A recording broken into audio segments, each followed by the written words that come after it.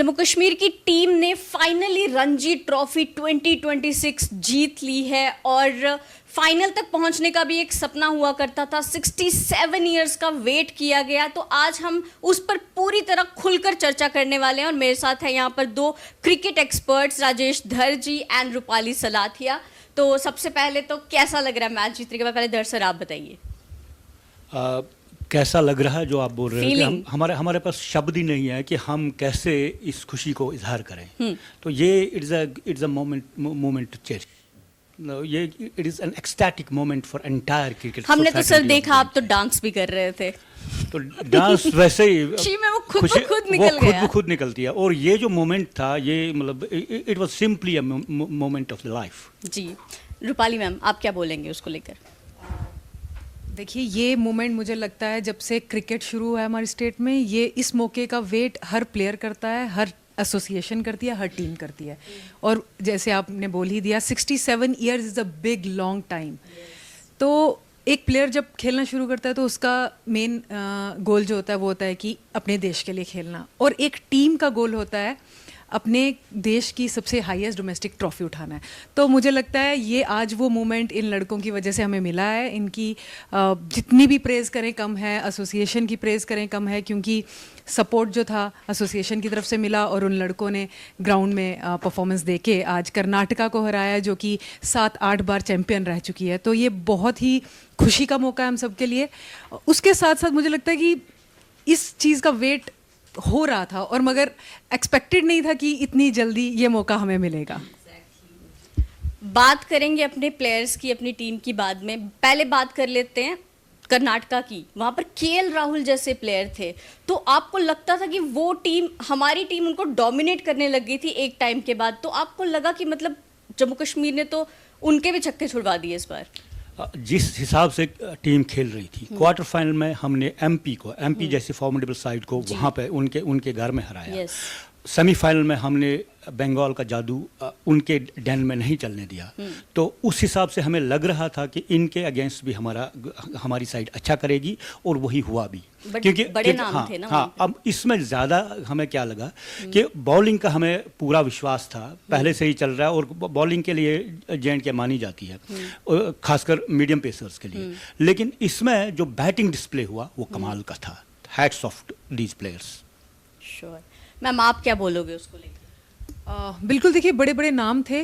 6 से 7 प्लेयर जो है इंडिया को रिप्रेजेंट कर चुके हैं। केएल राहुल अभी भी खेल रहे हैं, और बहुत जैसे के नायर, श्रेयस गोपाल, ये बड़े बड़े नाम हैं कर्नाटका टीम के। उनकी स्ट्रेंथ उनकी बैटिंग थी और हमारी स्ट्रेंथ बॉलिंग थी। जैसे कि धर साहब ने कहा, जब से हम भी सुनते आ रहे हैं, जम्मू कश्मीर की फास्ट बॉलिंग इज़ अ की।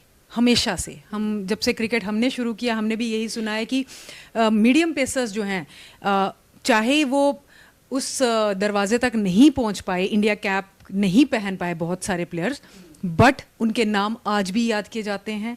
उस लेवल पे सब लोग उन मीडियम पेसर्स की बात करते हैं कि वो जम्मू कश्मीर से मीडियम पेसर्स, और वही लेगेसी जो है वो चलती आ रही है। आज आकिब नबी, युद्धवीर सिंह, सुनील कुमार, इन तीनों ने जो परफॉर्मेंस स्पेशली नॉकआउट स्टेज में दिखाई है, मुझे लगता है तारीफ करना हमारे पास शब्द ही नहीं है उनके लिए। तो बैटिंग को उनकी कोलैप्स किया अपनी बॉलिंग से, तो हमारी बॉलिंग जो है वो डोमिनेटिंग रही। और आकिब नबी की तो क्या ही बात करें, मतलब हैट्स ऑफ है, और I think this is the best time to take him in the Indian squad. मेरा नेक्स्ट क्वेश्चन भी एक्चुअली यही था। जब वो ब्लू कैप की बात करें कि कईयों का ड्रीम होता है कि अगर हम डोमेस्टिक खेल रहे हैं तो हम इंडिया के लिए भी खेलें, तो सर आपको क्या लगता है कि इन प्लेयर्स में से कौन है जो हमें ब्लू कैप पहने हुए दिख सकते हैं आने वाले टाइम में? There are many players, but I will pick Aqib Nabi first. Aqib नबी जो कमाल इस सीजन दिखाया, और लास्ट सीजन भी दिखाया। लास्ट सीजन उसने 44 विकेट्स लिए, जबकि हम क्वार्टर फाइनल तक ही आ गए थे। तो इस सीजन उसने 60 विकेट्स लिए, 60 wickets with 7 5 wicket halls. It's a big task.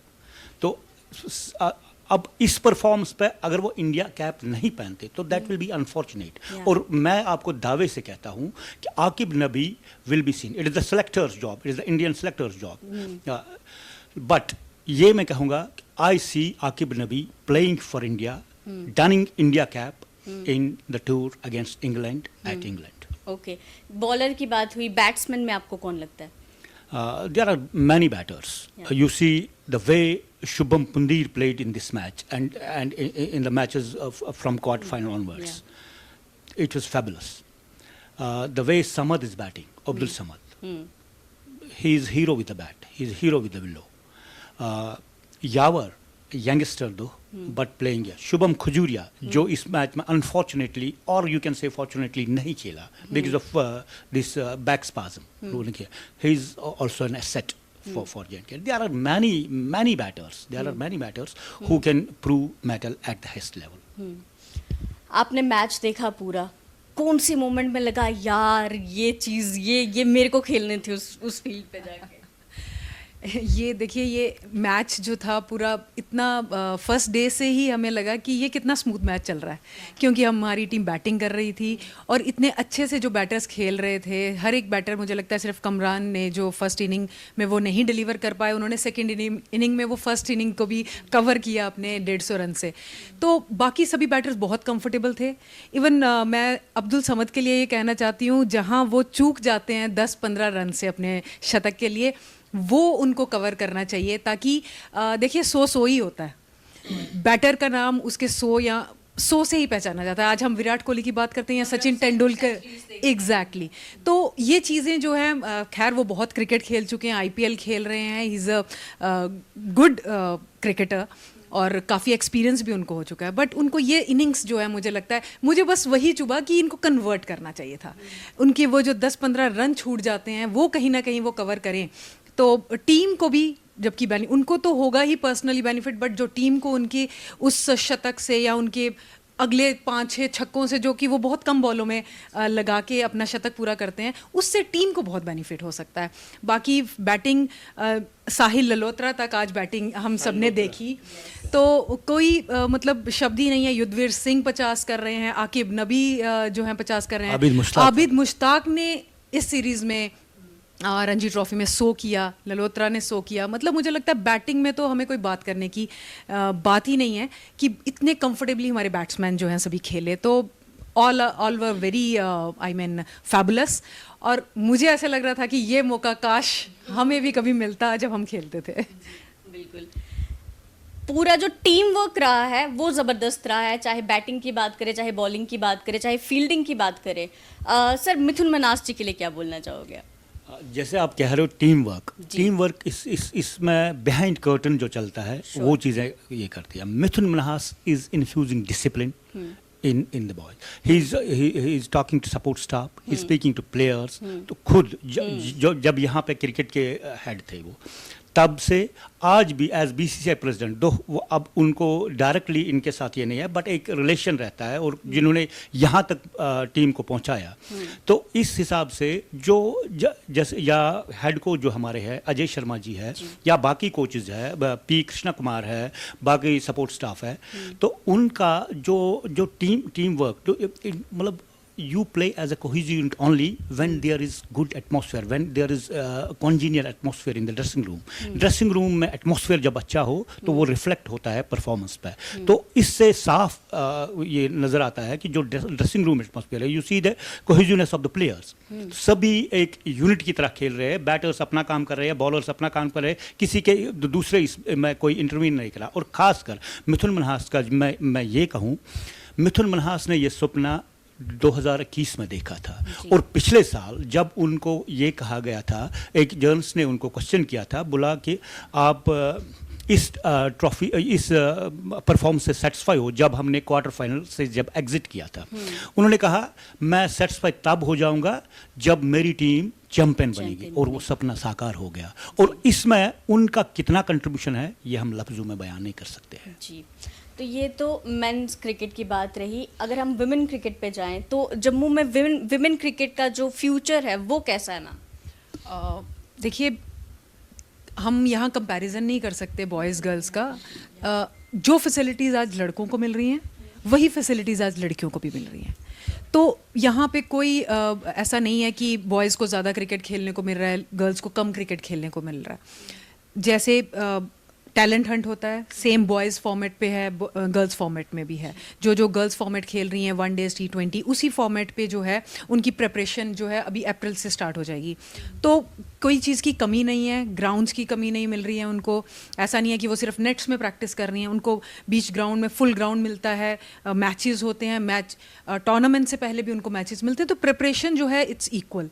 और फ्यूचर देखिए 2021 के बाद, जैसे धर साहब ने भी कहा, ये स्क्रिप्ट जो है मिथुन मन्हास ने 5 साल पहले लिखी थी और आज वो जो साकार हुई है वो उसने एक शेप ली है। तो डेफिनेटली लड़कियां भी बहुत जल्दी बहुत अच्छा करेंगी।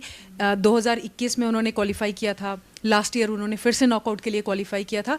तो थोड़ा सा अप डाउन जो है वो चल रहा है, बट डेफिनेटली ट्रैक पे आ रही हैं। धीरे धीरे परफॉर्मेंस जो है वो बेटर हो रही है। बहुत सारे हमारे प्लेयर्स जो हैं वो अपने जोन भी खेल रहे हैं, तो प्लेयर्स को भी एक्सपीरियंस मिल रहा है और टीम को भी ऑल टुगेदर एक एक्सपीरियंस मिल रहा है और थ्रू आउट क्रिकेट चल रहा है। उसमें बस यही है, मुझे जहाँ तक लगता है जो कमी है वो है हमें नंबर ऑफ प्लेयर्स जो हैं, हमें बेंच स्ट्रेंथ बढ़ाने की ज़रूरत है।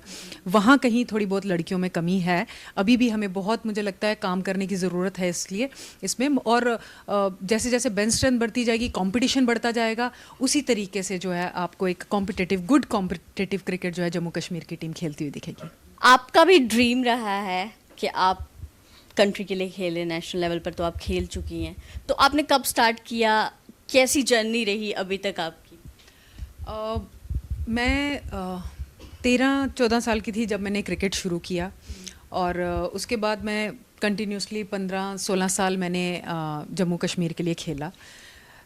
जब मैंने खेल शुरू किया था तो मैंने सब जूनियर से खेलना शुरू किया था और उसके बाद मैंने सीनियर रिप्रेजेंट किया। अपनी स्टेट को मैंने 10 साल एज कैप्टन सर्व किया है और मैंने जोन की टीम और इंडिया कैंप्स जो है, मैंने 2 इंडिया कैंप भी अटेंड किए हैं।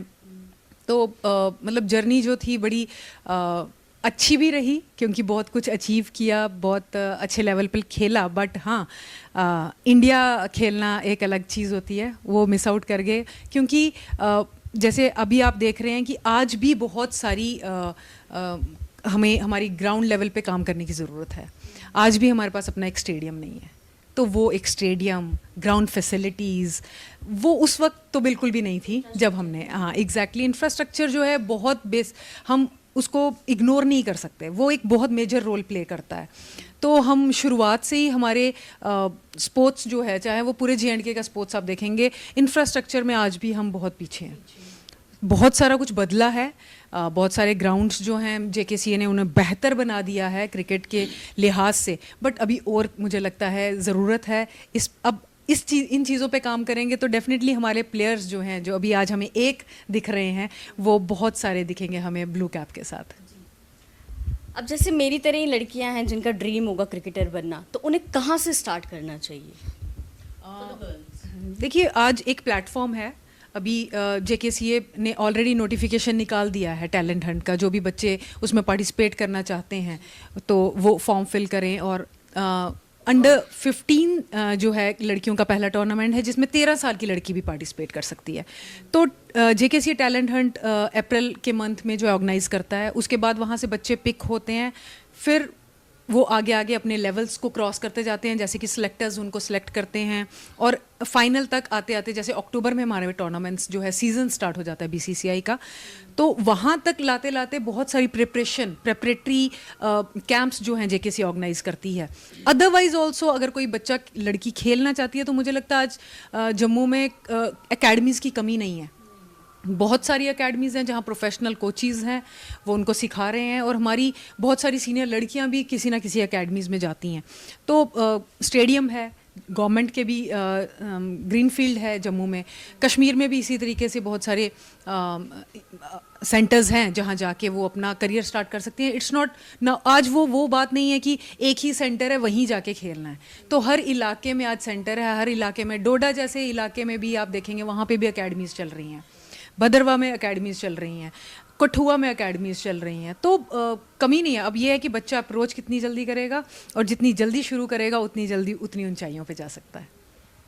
इस टाइम पे जम्मू में जो फीमेल क्रिकेटर्स हैं, आपको क्या लगता है कि उनमें से कौन हैं, कौन से नाम हैं जो हमें फ्यूचर में हो सकता है कि इंडियन क्रिकेट टीम में भी देखने मिल जाए? देखिए, नाम यहाँ लेना मुझे लगता है कि अभी नाम नहीं ले सकते, क्योंकि अभी भी इनको बहुत मेहनत करने की ज़रूरत है। हमारी अभी सेलेक्ट हुए हैं 3 लड़कियाँ ओडीआई जोन के लिए। भवनदीप कौर हैं उसमें, चित्रा सिंह हैं और रूबिया सईद हैं। तो ये वो नाम हैं, ये हमारे वो बैटर्स हैं जो बड़े ही एक्सप्लोसिव हैं और इनकी बहुत ही अच्छी परफॉर्मेंस भी रही है पिछले 2 सालों से हम देख रहे हैं। तो मुझे लगता है इनको थोड़ा और कंसिस्टेंट होने की ज़रूरत है। अगर इसी तरह से कंसिस्टेंसी से ये चलेंगे तो मुझे भी लगता है कि इंडियन सेलेक्टर्स इनके ऊपर ज़रूर अपनी आई जो है वो रखे हैं। सर, इस बार तो हमने रणजी ट्रॉफी जीत ली है, अब आने वाले सालों में ऐसी ही परफॉर्मेंस बढ़ती जाएगी टाइम टू टाइम, क्या लगता है आपको? इस पर मैं एक बात कहूँगा, जो ये ट्रांसफॉर्मेशन है ना अभी, जो हमने रणजी ट्रॉफी जीती या बाकी टीम्स ने एक्सेल किया, इसका एक कारण है ये क्यों जीती। इसमें जो ये ट्रांसफॉर्मेशन जो है, ये मिथुन मन्हास का जो यहाँ पे इंडक्शन हुआ उस वजह से हुई। क्या क्या हुआ, पहले हमें सिर्फ यहाँ पे वो मिलते थे, ब्लैक सॉइल विकेट्स मिलते थे। मिथुन मन्हास ने एक कॉन्सेप्ट डाला, बिकॉज उसने हर लेवल पे खेला हुआ है खुद। तो उन्होंने क्या किया, उन्होंने यहाँ पे रेड सॉइल विकेट्स बनवाई। रेड सॉइल विकेट्स बनवाने से क्या हुआ, हमें जो वेस्टर्न स्टेट्स में खेलना पड़ता था वहाँ, या साउदर्न स्टेट्स में खेला हुआ वहाँ रेड सॉइल विकेट्स मिलती थी। तो वहाँ हमारा परफॉर्मेंस का ग्राफ नीचे आ जाता था।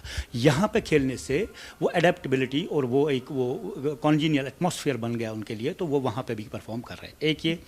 दूसरा, जो हमारे कोचेज़ हैं, हमारे क्या मतलब वो उतने अच्छे सत्र के कोचेस नहीं होते थे हमें यहाँ पर। उन्होंने क्या किया इनके टाइम में, पहले वंस न ब्लू मून हम देखते थे, वहाँ से जब फेल होके आता था बंदा या कुछ पास होके आता था कोई एक्सेप्शनल, तो हम जैसे रूपाली ने जिस टाइम पे किया है, ये एक हमने कहा कि मतलब इन्होंने लेवल 1 किया, लेवल 2 किया, या और कुछ बिल्कुल गिने चुने नाम थे। इन्होंने अपने टेन्योर में 40 लोगों को कोच बनाया, बीसीसीआई लेवल 1 कोच बनाया, बीसीसीआई लेवल 2 कोच बनाया। तो उससे क्या है कि उससे आपका मतलब ग्रास रूट लेवल ये हो जाता है। तो वो हो गया। रेड सॉइल विकेट्स बनाई, ये कोचेस बहुत सारे बनाए, और इंटरव्यूज़ जो हम मतलब जैसे पहले स्टाफ आता था वैसे ही आता था, जिसका इन्फ्लुएंस हो, जिसका कुछ हो तो आ जाता था। अब क्या है, बाज़ाब्ता आप इंटरव्यू देके, whether you are a manager, whether you are कोई भी सपोर्ट स्टाफ का मेंबर है, तो आपको इंटरव्यू फेस करना है। उसके बाद इंटरव्यू के बाद आपको मतलब आपको एंट्री मिलेगी। जब वो मिलेगी, एक कॉन्फिडेंस लेवल उसका ये होता है। जैसे मैं मैनेजर जाता हूँ तो मेरा जब इंटरव्यू हो तो मेरी एक अलग ही confidence level, I have been selected from these many managers, तो वो है। तो सब ये ऐसा अब हम मतलब यही रहा ना। अब मिथुन मन्हास तो यहाँ पे रहे नहीं, अब वो बीसीसीआई के हैं, लेकिन बट उनकी नज़रें जो है, जो उन्होंने यहाँ पे किया वो बीसीसीआई में भी करेंगे, और नज़रें उनकी यहीं पे है। नज़रें इसलिए यहीं पे है क्योंकि यहाँ से पले बड़े हैं। अच्छा, और उनके देख रेख में तो ये ग्राफ जो है ऊपर ही हो जाएगा। तो अब हमने चैंपियनशिप रणजी ट्रॉफी में जीते, अब आप देखोगे हम वीमेन में भी चैंपियनशिप जीतेंगे, हम जूनियर एज ग्रुप्स में भी चैंपियनशिप जीते। जैसे डॉक्टर सलाथिया ने कहा कि बेंच स्ट्रेंथ हमें मतलब वीमेन में कम अभी मिल रही है, लेकिन अब आप बेंच स्ट्रेंथ भी देखोगे, क्योंकि 15 एज ग्रुप ने क्वालिफाई किया, और 2 बार एक बार तो क्वालिफाई किया, दूसरी बार रह गई कुछ मतलब उससे कुछ मतलब वो थोड़े से मार्जिन से रही। तो अब अगर इतना junior tender age group qualify कर रहा तो क्वालिटी बढ़ गई है। और आप देखोगे, you will see many players knocking at the doors and playing for India. You will see many players in women cricket as also in men's cricket. ये तो जम्मू कश्मीर के क्रिकेट की बात हो गई। अब बात करते हैं T20 वर्ल्ड कप की, वो भी चल रहा है। तो क्या आपको क्या लग रहा है टीम इंडिया की परफॉर्मेंस अब तक देखकर? हम आज क्वालिफाई करेंगे सेमीज के लिए जी। तो वेस्ट इंडीज को हम ठीक ठाक से हरा देंगे, और अब आज हम सेमीफाइनल में प्रवेश करेंगे। तो हम ट्रॉफी भी लिफ्ट कर लेंगे T20 वर्ल्ड कप की भी? सर्टनली। जैसे मैंने JKCA का ये जो फाइनल चल रहा था, जैसे मैंने पहले दिन कहा कि we are going to lift the trophy, वैसे मैं आज कह रहा हूँ we will lift the world cup trophy this time. What about you ma'am? Definitely India team की भी अगर आप बात करेंगे तो बहुत ही बैलेंस टीम है. एक मैच में ऊंच नीच हो जाती है बिकॉज प्लेयर्स हैं, कभी भी कुछ भी चीज़ें, कभी कोई चीज़ पिक नहीं हो पाती, बट बहुत बैलेंस टीम है हमारी. और जिस तरीके से आपने देखा, एक अभिषेक शर्मा का वेट हो रहा था बहुत मैचेस से, तो उन्होंने भी लास्ट मैच में डिलीवर किया है. तो आज का मैच तो डेफिनेटली इंडिया जीतेगा और ट्रॉफी भी इंडिया लेके आएगा.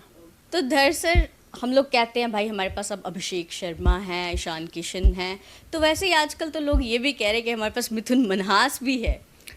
देखो, मिथुन मनहास जो डोमेस्टिक क्रिकेट के हीरो थे, वो जी. जो उन्होंने किया था ना जी. अपने इसमें, तो उन्होंने उनकी 30 से ऊपर सेंचुरीज है.